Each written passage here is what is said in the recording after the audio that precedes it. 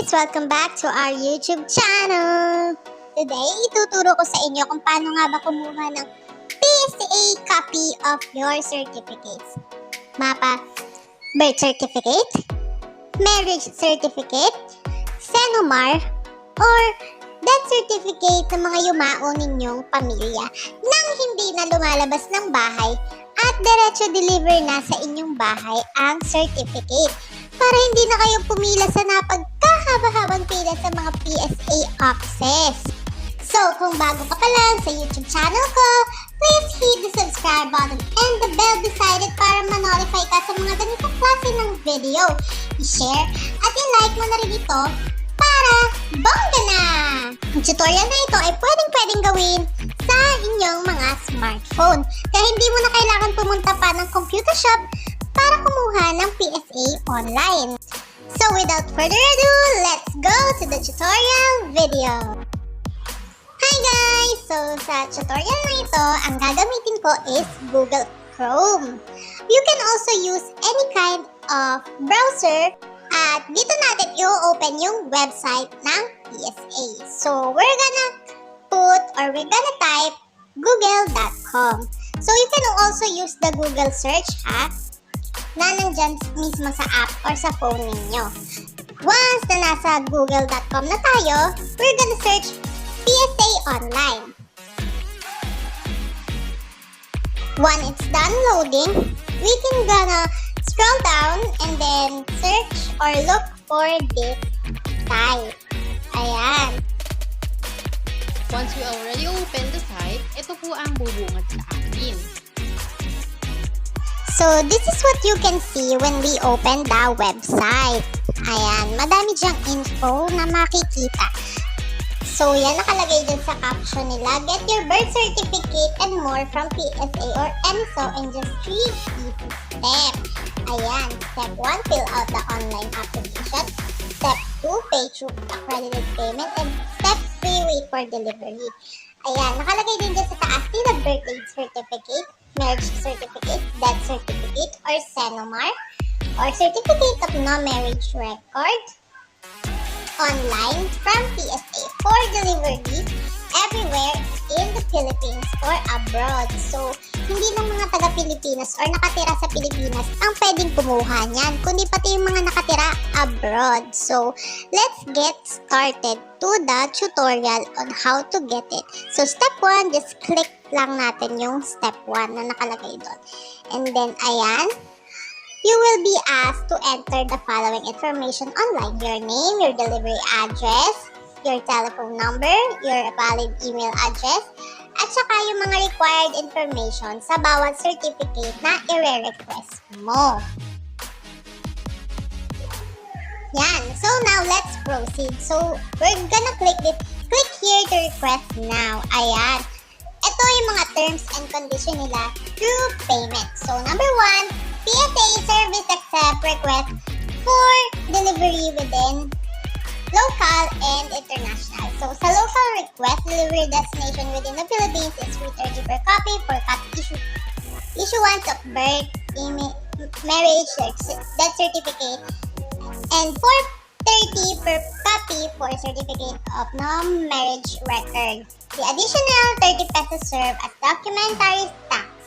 Ayan, based yan sa Section 173 and 188 of the Tax Code Revenue Memorandum Number 13, 2008 and Revenue Regulation Number 4, 2018 per copy issued. So, in terms of payment and foreign request, delivery destination is outside the Philippines, USD 20.30 USD per copy for copy issuance and 25.30 USD per copy for senomar. So, ayan. Number 2, PSA Service uses the credit card payment facility of PesoPay. Unisys Management Services Corporation will appear in the credit card statement and in official. Number 3, it is possible that the fee will be reflected in the request of credit card statement or account before the document is received. Yan. Yung terms and condition naman nila next, here and refund and cancellation. After payment is made, request cancellation can no longer be accepted PSA Services adopts no refund and no cancellation policy for all its services. So, kahit magbayad ka na, hindi mo na pwedeng kunin pa o bawiin yung pera. Next is order fulfillment. Only paid requests shall be processed. So, yung mga bayad lang ang pag-process nila. Number 2, all certification requests by PSA are considered rendered service. All requests submitted via PSA services and paid through available payment channels will undergo processing under the civil registry system of PSA. 2, these constitute rendered service whether requests result to positive issuance or certifications or negative. Number 3, return mail delivery is also considered as rendered service. This includes wrong mailing address provided by requester, residence transfer to another address, and any other related circumstances. Yan. So, next naman is number 4. For requests to be delivered within the Philippines, for birth certificate, only the following are authorized to receive birth certificates. So, ito yung mga listahan ng pwedeng kumuha or mag-receive ng certificate. So, una, the owner of the certificate, his or her parents, kung bata pa, his or her spouse, yung kinakasama niya, his or her direct descendant, his her legal guardian, institution in charge if minor. If the document owner is a minor, only his or parents or guardian can receive the authorized the receipt of delivery of the birth certificate. The receiving party must present a valid ID. The receiving party is the guardian of the document owner. A valid ID and proof declaration of guardianship must be represented. If the receiving party is not any of the above mentioned person, an authorization letter and the ID of the authorized person together with the receiving party's valid ID are required to be presented. So, ayan, yung mga pwede or kung sino ang pwede mag-claim ng birth certificate. Let's start naman next here. Marriage and death certificates and settlement. As a PSA Office Memorandum Number 2017-050, these documents can be issued to the following.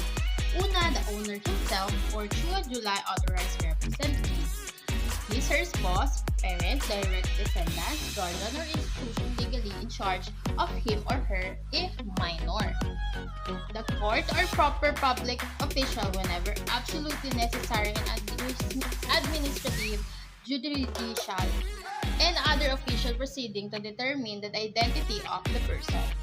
Next is the case of the person's death, the nearest of kin. So, number 5, for delivery destination within the Philippines, for delivery destination within Metro Manila, processing and delivery of paid requests take around 4 to 6 working days after receipt of payment. Additional 5 to 7 days for areas that are outside of courier standard serviceable areas. So, kapag within Metro Manila, 4 to 6 days. And then, yung mga hindi na-abot is 5 to 7 days. For delivery destination in provinces, so ganun din, 6 to 8 working days after the receipt of payment. So, additional 5 to 7 days kapag ka yung hindi serviceable din ng mga courier. So, medyo matatagalan lang sa mga following areas na yan. So, next is for delivery addresses outside the Philippines, processing will be immediately follow after payment. However, delivery will be dependent on the service of Philippine Postal Corporation, so PhilPost. For special courier service to FedEx delivery, charges shall be requested. Documents owner account shall be billed separately and directed to FedEx. So, if naintindihan mo yun, you can click I accept. So, dito, pagka naklik mo na yung I accept, lalabas na dito yung contact and delivery information. Yan. Ilalagay mo na lahat dito ng details mo. Or details nung magre-request or re-requestan ng PSA copy ng certificate. Let's zoom this out. Ayan. So, recipient's name. So, ayan yung mga kailangan natin ilagay. Then, complete delivery address dito. Lalagay mo lang dyan yung complete address mo. Yan. And then, delivery province kung taga saan ka probinsya. Yan yung mga reachable. And then, ayan. After fill upping this address or delivery address, you can now put your mobile number and email address. Dapat yung dalawang yan is active or yung lagi mong ginagamit. Then, PIN number. Ayan, optional lang naman ang paglalagay niyan. May now click next. Then, ito na yung lalabas kapag na-click mo yung next. Yan. Yun yung mga confirmation lamang na ilalabas dyan kung tama ba yung mga nakalagay doon sa last natin pinagapan. Delivery schedule is 8 a.m. to 5 p.m. only, Monday to Friday, except if holidays. Ayan. I affirm that I am document owner or legal representative. Ayan. So, kung naintindihan mo naman lahat ng nakasulat dyan, you may now click the confirm button. Or if not, kung may nagkamali ka, you can all click the change or edit button. So, you can edit the wrong information na naput mo. So, next naman ito ang lalabas when you click the confirm. So, now, magre-request na tayo ng birth certificate. Ayan. So, ayan lang yung mga questions dyan. Just click yes, yes, then next. Ayan. And then, lalagay mo na yung information sino ang kukuhanan mo ng birth certificate. It's either you, your partner, or your kids. So, una, kung ilang copies ang kukunin mo. 1, 2, or other. So, 2 in above yan. Next naman is yung pangalan nung kukuhanan mo. Pangalan mo or pangalan ng asawa mo or ng anak mo. So, yan. Lahat lang ng kailangan fill upan dyan ay dapat mong fill upan. Lahat ng may red na dots or red na asterisk dyan, yun yung mga importanteng malagyan mo. Once you already confirm, ito na yung lalabas. So, please confirm if the following details are correct. So, i-check mo lang ulit kung tama ba lahat ng mga pinagdalagay mo. So, ayan, you can click confirm kung okay na and change or edit. Ito yung total ng ating amount or amount due na kailangan nating bayaran to get this copy at ma-process ang ating request online. If you have another request, you can add. And if not naman, you can click the submit button. So, this is the next page ng kapag napindot mo na yung submit na button. So, your batch request number is ayan. Nakalagay yung request batch number mo. And then, dito naman sa gilid, you can see the payment and deliver. So, number 1, print 2 copies of this page. So, ipiprint mo daw yan. So, you can also save it naman sa phone mo, then screenshot it, and yun na lang ang ipapresent mo doon sa delivery man. Yan, kasi ganun yung ginawa ko sa akin. So, number 2, pay through any of the following. So, you can pay credit card, using the credit card, Banco de Oro, BDO branches, BDO online banking, BDO ATM. Yan, you can, if you are handler of holders ka niya, you can also use the Union Bank in any Union branches. Yan, nasa baba. You can also pay using the Bayad Center. So, marami na yan dito ngayon. Kahit sa mga tindahan, meron ng Bayad Center. So, pay online.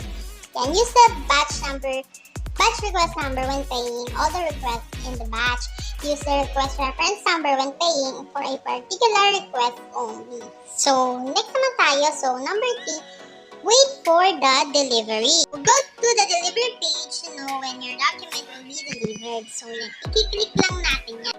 So, here we can see the schedules kung kailan or ilang days bago mapunta sa atin ang ating request na PSA. And then, so, doon sa step 2 kanina, once na nakapagbayad ka na at na-confirm mo na, may magte-text sa'yo ang PSA Helpline Advisory na magte-thank you sa'yo na ma-confirm nila yung receipt payment mo via kung saan ka man nag-pay. If sa GCash, gaya GCash ang ginamit ko.